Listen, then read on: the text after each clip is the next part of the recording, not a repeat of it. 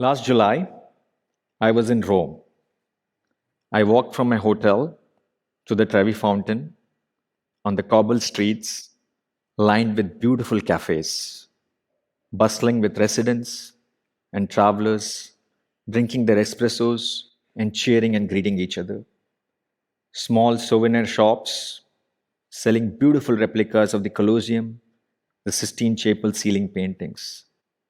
What an atmosphere! I soaked it all in, reached the Trevi Fountain, grabbed my favorite pistachio gelato, and looked at the marvelous views. A perfect Roman holiday. Suddenly, my alarm rang and I woke up from my dream. I was in Rome. I did walk from my hotel to the Trevi Fountain, but I felt rushed. The cafes were crowded, people had to even queue outside. The shopkeepers had no time to entertain visitors. I reached the Trevi Fountain and forget grabbing my favorite pistachio gelato or finding a bench to sit. I couldn't get to the steps. Thousands and thousands of people all around. Have you felt the same way when you reach your dream destination? You feel as if it has been overrun. You feel as if it has become a selfie queue. I had the same feeling. And this is not an isolated incident. I had the same exact experience in Tokyo when I went there during the cherry blossom season. Tourists crowd every park in the city to get the glimpse of the famous sakura. I asked a resident, how does he feel seeing so many tourists all around? He told me that he doesn't bring his family anymore for a picnic under the sakura. That response broke my heart. We are loving our favorite destinations to death. We are overrunning them. And residents are pushing back because it's impacting their livability. Their cost of living is increasing. Congestion on the road, rental prices, food prices. They're pushing back. And they're pushing back like in Barcelona, with a graffiti asking tourists to go home. In Barcelona, in Italy, in Portugal, residents are pushing back. I have been researching the travel industry for last 20 years, and my two research subjects, the residents and the traveler, are on a collision course like never before. We have a travel crisis.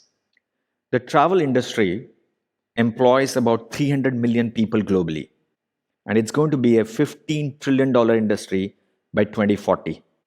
Too large, too many livelihoods at stake for us to ignore this crisis. But let me pause and ask you a question.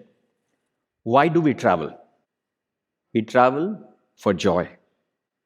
Joy by experiencing the diversity this world has to offer.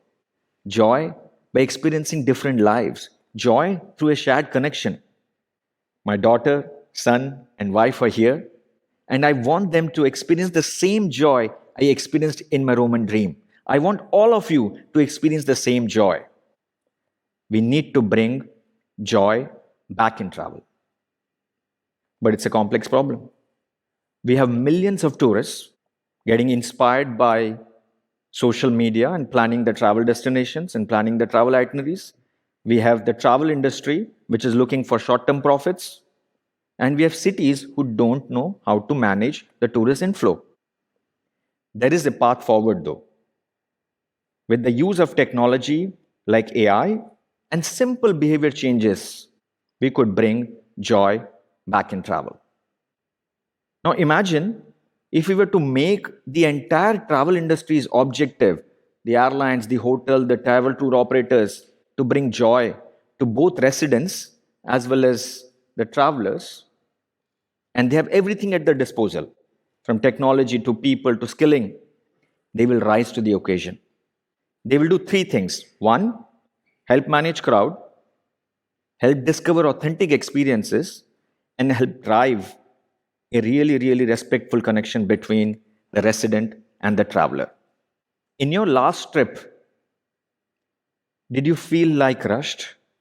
Did you feel like you were going through a checklist, moving from one place to another place?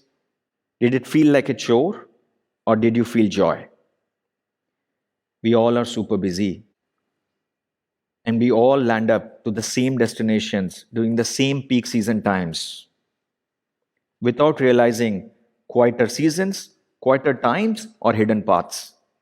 What if technology could help us figure that out?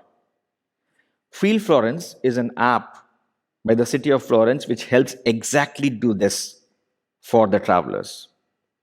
It uses the data from sensors, from cameras to understand crowded locations and recommends personalized travel itineraries for tourists. It sends user alerts to avoid crowded locations. When this happens, it balances the load and it is beneficial for both the tourists as well as the residents. Cities are going down that path. Amsterdam and even religious cities like Mecca or Varanasi are increasingly using technology to manage crowd. What was your last unforgettable trip? Was it the famous landmark Instagrammable picture? Or was it a shared smile with someone? Or was it a story that somebody told you, of course, in the backdrop of a beautiful nature or a beautiful surrounding? I asked the same question to my friend.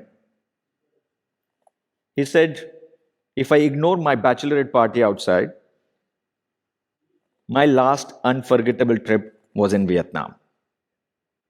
A fisherman took me on his boat ride, told me stories about Vietnam, told me stories about that life he has lived there, and I cannot forget that.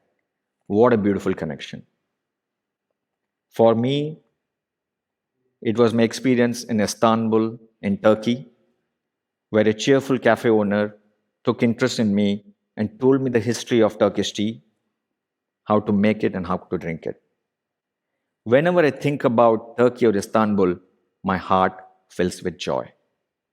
This is what we crave. This is what we seek.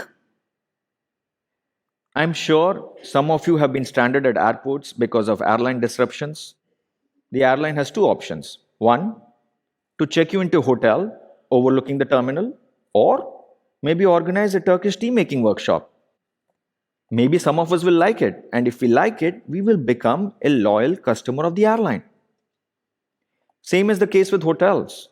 If hotels can use technology to give custom concierges, which speaks in your language, curates local suggestions, helps you discover hidden gems, and walks along with you, you will become a loyal customer of the hotel.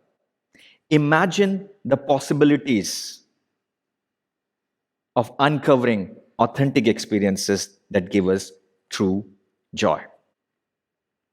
Many residents in the destinations we love don't see the direct benefits of a traveler. They only see the negative side. I know we are contributing to the local economy through our money, but that may not be enough. And even if we want to contribute through our time, we don't know how to do it. Residents feel like how I used to feel as a child when unexpected guests arrived in my house, especially if they didn't carry any special gifts for me. I barely uttered a smile and I wished that they leave as soon as possible. I'm sure many of you, if you could find a way to contribute through your time, you would. Again, things are changing on this front. Golden Volunteer is an example of a platform which connects volunteers with organizations and projects looking for volunteers. It in fact goes to the extent of doing volunteer background check. If we can unleash a gratitude marketplace at scale, we will create a deep connection between the traveler and the resident. Copenhagen is going on that path. With CopenPay, you get points if you do gardening, you get points if you do cycling, and you can use those points for redeeming against attractions. If you had the opportunity to contribute with your time, what would you do? Some of your animal lovers, you may want to be part of the elephant rescue centers in Thailand or want to be part of sea turtle rescue centers in India.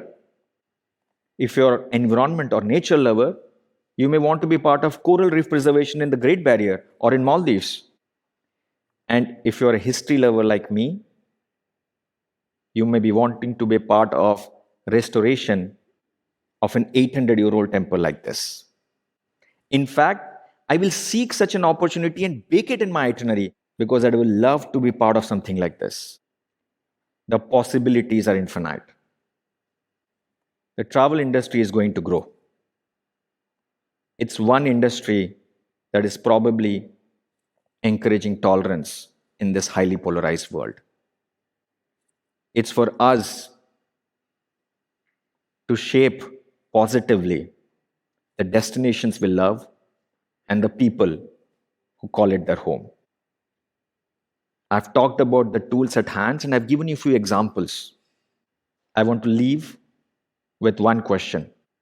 In your next trip, will you be a tourist or a joyful guest? It's time we bring joy back in travel. Thank you.